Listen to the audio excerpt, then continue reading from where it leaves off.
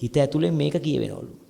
මේක ස්වාමීනි පුදුම බලයක් තියෙනවා මේක ලෝකයාට කියන්න කියලා මට කියන ඔය තාත්තා කතා කරලා. මට ඇත්තටම එදා පොයේ දවසේ උදේ ඉඳලා බණ 5ක් විතර කියලා පණ නැතුව හිටියේ. මං ගොන අපච්චි කියන්න කියලා රේඩියෝ එක දාලා වගේ දැන් කියනවා. මාත් අහගෙන ඉන්නවා. ඇයි මිනිස්සුන්ගේ සතුට මේ ප්‍රකාශ කරන්නේ. ඒ කියන්නේ මේ ප ဋ ාහන ධර්මය දැන් ලැබු ගින්නක් වගේ හැමතැනම පැතිරෙන්නේ මොකක් නිසාද? අපච්චි නරක දේවලුත් පැතිරෙනවා. බොරු දේවලුත් පැතිරෙනවා. ගොඩක් රැලි එනවා. ඒ එන රැලි හැම එකක්ම මොකද වෙන්නේ?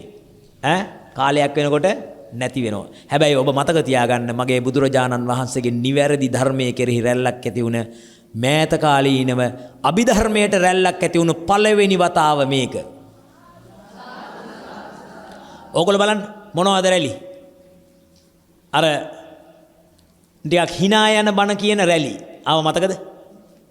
මට මතකයි මං ගිහි කාලේ මම මහරගම ප්‍රවර කියන පන්තියේ උගන්වනකොට මම මහරගම ටවුන් එකට එනකොට මට ඇහෙනවා එක්තරා අර රෙකෝඩ් බාර් එක හයියෙන් දාලා තියෙනවා ඒක හාමුදුරුව කෙනෙක්ගේ බණක්. බිත්තරයක් දාන්න උපාසකම්මා. ඉතින් උපාසකම්මලා hina වෙනවා. තේරෙනවද කියන්නේ? දැන් මතක තියාගන්න ඒ බණ වැඩි කාලයක් ගියේ නෑ. තේරෙනවද කියන එක? බණයි බණ කියපු කෙනයි දෙන්න තුන් දෙනාම ප්‍රතික්ෂේප වෙලා යන්නේ. ඒක බුද්ධ භාෂිතය නොවන නිසා. බුද්ධ දේශිතය නොවන නිසා. ඊළඟට තව සින්දු කියන බණ මම එනකොටත් මගේ බෝඩ් එකක් දැක්කා. සින්දු කියන බණ.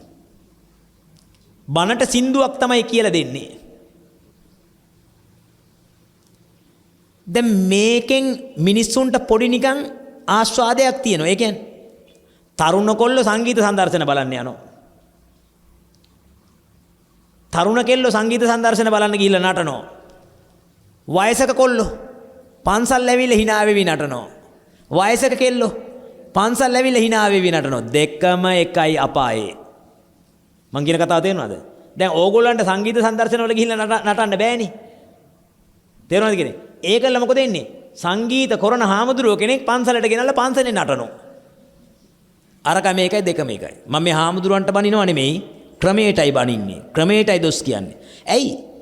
ඉර වගේ ඉර පායලා තියේදි මොකටද මේ කණාමැදිරි එලි? බුදුරජාණන් වහන්සේගේ ත්‍රිපිටක ධර්මයේ තියෙද්දි මොනවද මේ විකාර? කෝ අභිධර්මයේ නිවන් දකින්න ස්කන්ධ ධාතු ආයතන චතුරාර්ය සත්‍ය පටිච්චසමුප්පාද චිත්ත චෛතසික රූප පරමාර්ථ ධර්ම ගැන කෝ උගන්වනවා? කෝ බණ කියනවා? රැල්ල හදන්න ඕන ඕකට.